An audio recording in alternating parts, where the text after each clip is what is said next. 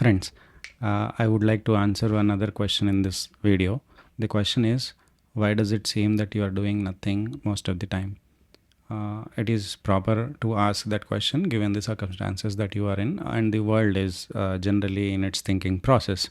Now, I'm a kind of a person uh, who has been continuously from my childhood, and from my if not childhood, from my teenage, definitely I've been aiming to do Vivekananda's work. Now, what is Vivekananda's work? Background is Ramakrishna. We have to understand Ramakrishna, and Vivekananda has no other work than Ramakrishna's work. So, what is Vivekananda's work has to be keenly understood. I have understood it to a great extent, large extent. I'm proud of it, and once understood, then I thought that obviously it has to be done through some organization that is founded by Vivekananda himself.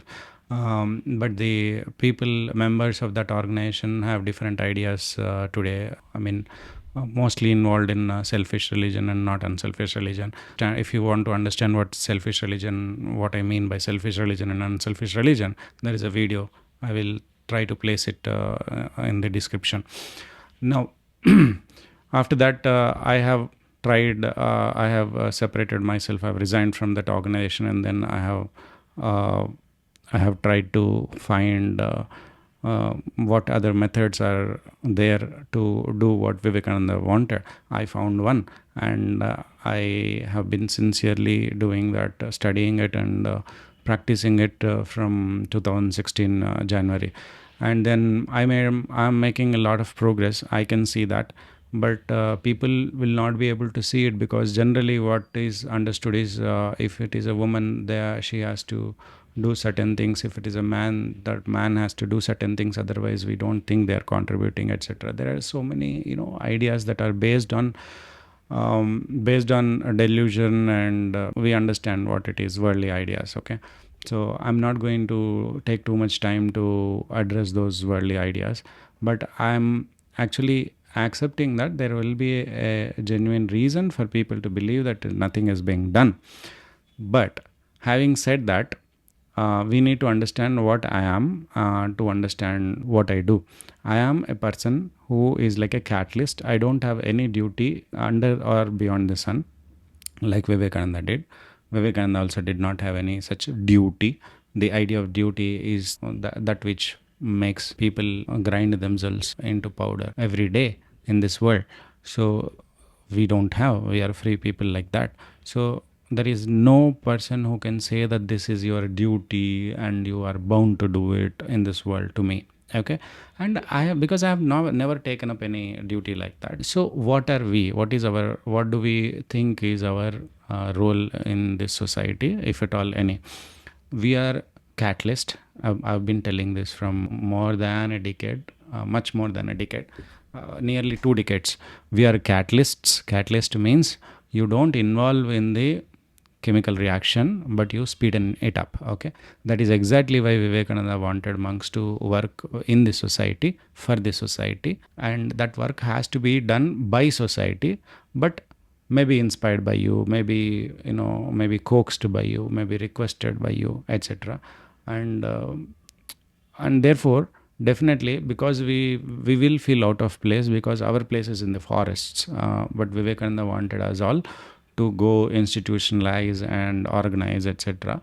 And that organization naturally has every like any other organization, it seeks money, it seeks power, it seeks influence. They have to, there is no other way. But in the process, you ought not have forgotten what you are there first and foremost for. But that is still happening. Therefore, anyway, individually, what I found is a way forward, wherein all people, 1,000 crore people on this planet, can live in harmony in all dimensions. Now that is a plan. So there is a plan. The first good news is there is a philosophy. First good news is there is a that takes into consideration all these aspects, because other philosophies don't. Number one. Number two is there is a clear cut blueprint plan, almost to the details level, how to implement that plan. This is the second good news. Third good news is there are so many people that are working heart and soul, and sincerely, honestly, in spite of everything, all the difficulties they face from within and from without. So I'm part of that, but nothing formally like that. Okay. See, the idea of being formally joining somewhere and not joining, etc., etc., these create problems, and these create scope for attacks also. You people as a collective did not do this, yeah, but people will be responsible. So they don't, there is a strategic way where these people are not organizing themselves into certain organizations, etc., but they also oscillate sometimes, and then they call themselves, this group and that group, etc. So what I'm trying to say is, you need to judge any project's progress according to what the scale of what it wants to achieve, and what is the quality of the goal that it wants to achieve, and also not just quality and quantity, but also the scope and the willing number of participants, and I mean all the factors. Now it is a teamwork. We need to understand that we are not playing a solo game. It's not a chess game that is played solo. So this is like cricket. Okay, you may be talented, you may be doing your best, and you will also fail sometimes, and you will succeed a lot of times, but it is still a team game. So you cannot be judged solely by what the other persons, solely or mostly by what the other people are choosing, right?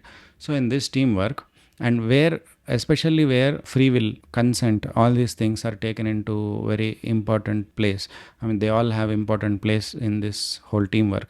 So to build consensus, to appeal to people who are reluctant inside, but they may show that they are interested, but they're reluctant inside. That is their nature, that is their dual nature. It is so much so that their dual nature compels them to say one thing with their mouths and with their tongues, and then they will say different things to themselves when they are alone, and they will never reveal to you. Even years they will just let them pass by.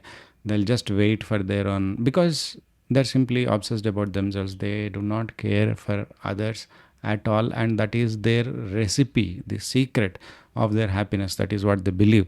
So working amongst all these people with all these problems, and still being hopeful and positive and going forward, and trying to stick to the correct direction instead of tremendous pressure to just take up easier things, smaller things that might show you as a very useful person, that might show that you are doing something. But we want to do only sarthak work and not nirarthak work. There is lots and lots of nirarthak work that is happening. Nirarthak means meaningless or of no significance in the long run. Sarthak means of great or correct significance in the long run. So we don't want work that is not significant in the long run to be done just to show people, to answer people that something is being done. What we want is, we are aiming, for example, if you have to, there is a very important saying that if you have to cut a tree with an axe in 6 hours, you have to spend 4 hours in sharpening the axe. So preparation takes a lots and lots of time. And also, after you are prepared, it also depends on whether people will take it, accept it, why they were accepting. It's not that it's not the fault of the philosophy or the plan or you. They have their own reasons why they are not able to participate. They have their own nature, their own age against them, their own financial planning against them, poor financial planning, and their own so-called duties, etc., etc. So if people would listen, or if people would change their whole lives and their priorities just based on pure reason, they would have changed when Shankaracharya gave the reasons. They would have changed if they are able to change their whole outlook and living and evolution just because of somebody's sacrifice. Then they would have changed when Jesus made such tremendous sacrifice, unspeakable sacrifice. Okay. So if it is just love, then Buddha's love. If it is so many things. Okay. So if people change just by seeing akhanda brahmacharya in people, they would have changed their whole course of evolution when they see Vivekananda. Do you think all this worked? No, Vivekananda died a failure. I'm no, please don't quote me on this, but what I'm trying to say is Vivekananda died when his work just started. Okay, of course he practically said that that is what I want to put in place, a machinery that will work for all these people's good. But it is just started, and then he left the body, right? Now when Jesus died, he died unknown, and only few people understood that he is a great person.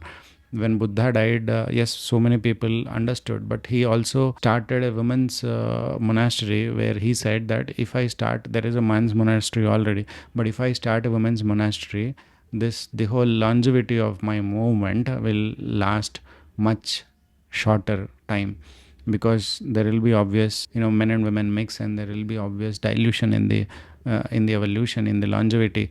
And that happened. So he knew that he would be disappointed. So many people will be dying disappointed. Sri Ramakrishna, what did he achieve? He has stood as a, as an avatara and all of that. Yes, but did he complete his mission? The whole point is, did he complete the mission that he came for? It is not possible to do in a lifetime. It is proved again and again.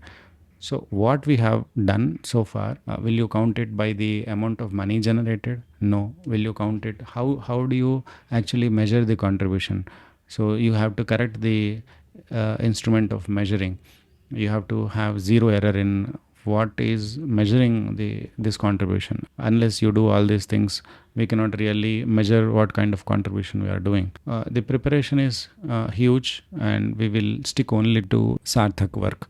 It is very important for us to stick to sarthak work alone. So for example, you may say that a work is work only when it has a physical form. But for example, a judge in a court has to adjudicate. Now it is very easy for him to sit and write a 5-minute judgment, a 5 pages judgment. Even there will be stenographers to write it for him, and he or she will just dictate.